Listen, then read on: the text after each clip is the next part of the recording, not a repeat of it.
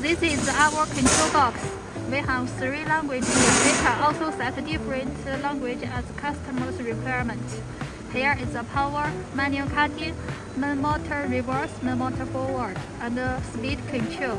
Here is the manual or automatic change system. Oil pump start or stop. Here is the emergency stop.